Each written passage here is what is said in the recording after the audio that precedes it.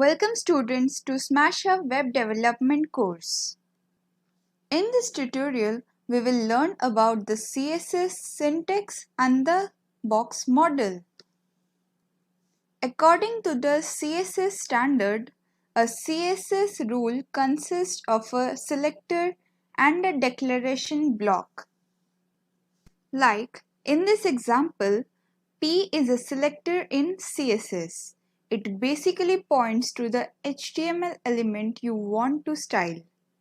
Color is the property and olive is its property value. Next, the text align is also a property where center is its property value. This whole block is called the declaration block. The declaration block contains one or more declarations separated by semicolons and are surrounded by curly braces.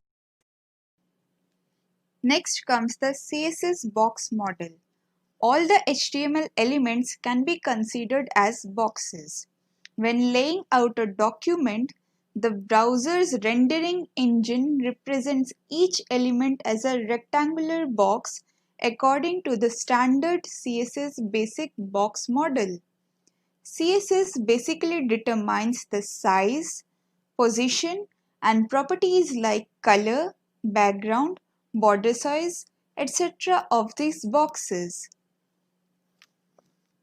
The CSS box model consists of margins, borders, padding, and the actual content as we can see here in the figure.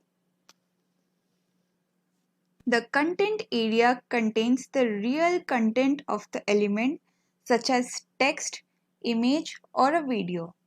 Its dimensions are the content width and the content height.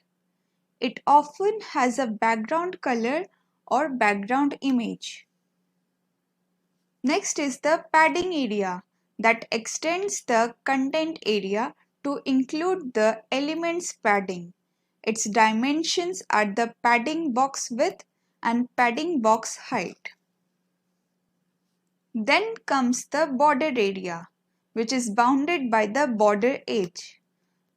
Extends the padding area to include the element's borders. Its dimensions are the border box width and border box height. Last is the margin area, extending the border area to include an empty area used to separate the element from its neighbors. Its dimensions are margin box width and margin box height. Now let us look at the example. In this, I want the background color khaki. I have used the width 300 pixels. I want the border to be 15 pixels with solid orange color and the padding to 50 pixels, and I want the margin to be 20 pixels. Now when we run this code, we see the required output.